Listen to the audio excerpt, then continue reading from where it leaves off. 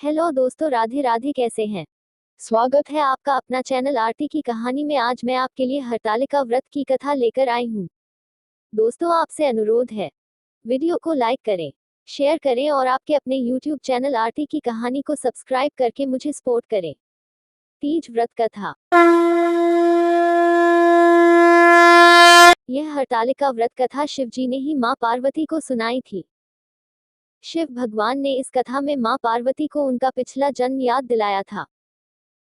हे गौरा, पिछले जन्म में तुमने मुझे पाने के लिए बहुत छोटी उम्र में कठोर तप और घोर तपस्या की थी।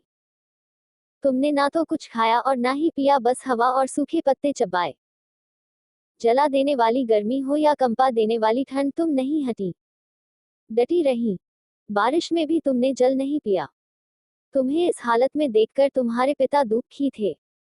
उनको दुखी देखकर नारद मुनि आए और कहा कि मैं भगवान विष्णु के भेजने पर यहाँ आया हूँ। वह आपकी कन्या से विवाह करना चाहते हैं। इस बारे में मैं आपकी राय जानना चाहता हूँ। नारद जी की बात सुनकर आपके पिता बोले, अगर भगवान विष्णु यह चाहते हैं तो उन्हें कोई आपत्ति नहीं, परंतु जब तुम्हें इस विवाह के बारे में पता चला तो तुम दुखी हो गई। तुम्हारी एक सहेली ने तुम्हारे दुख का कारण पूछा तो तुमने कहा कि मैंने सच्चे मन से भगवान शिव का वरण किया है, किंतु मेरे पिता ने मेरा विवाह विष्णु जी के साथ तय कर दिया है। मैं विचित्र धर्म संकट में हूँ। अब मेरे पास प्राण त्याग देने के अलावा कोई और उपाय नहीं बचा। तुम्हारी सखी बहुत ही समझदार थी। उसने कहा, प्राण छोड़ने का कोई जरूरत नहीं है। संकट के समय धैर्य से काम लेना चाहिए। भारतीय नारी के जीवन की सार्थकता इसी में है कि जिसे मन से पति रूप में एक बार वरण कर लिया, जीवन पर्यंत उसी से निर्वाह करे। मैं तुम्हें घनघोर वन में ले चलती हूँ, जो साधना स्थल भी है और जहाँ तुम्हारे पिता तुम्हें खोज भी नहीं पाएंगे। मुझे पूर्ण विश्वास है कि ईश्वर अवश्य ही तुम्हारी सहायता करेंगे। तुमने ऐसा ही किया।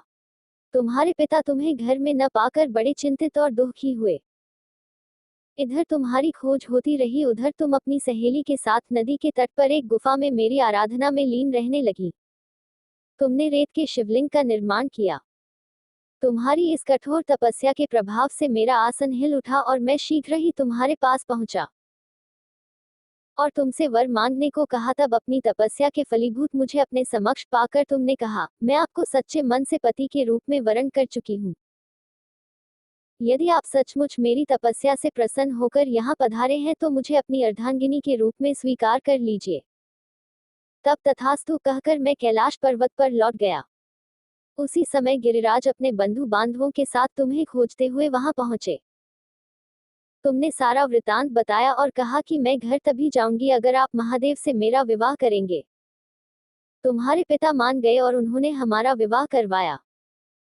इस व्रत का महत्व यह है कि मैं इस व्रत को पूर्ण निष्ठा से करने वाली प्रत्येक स्त्री को मनवांछित फल देता हूँ। इस पूरे प्रकरण में तुम्हारी सखी ने तुम्हारा हरण किया था, इसलिए इस व्रत का नाम हरतालिका व्रत हो गया।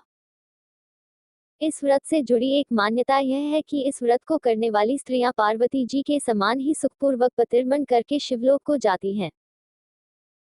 सौभाग्यवती स्त्रियां अपने सुहाग को अखंड बनाए रखने और अविवाहित युवतियां मन मुताबिक वर पाने के लिए हरितालिका तीज का व्रत करती हैं।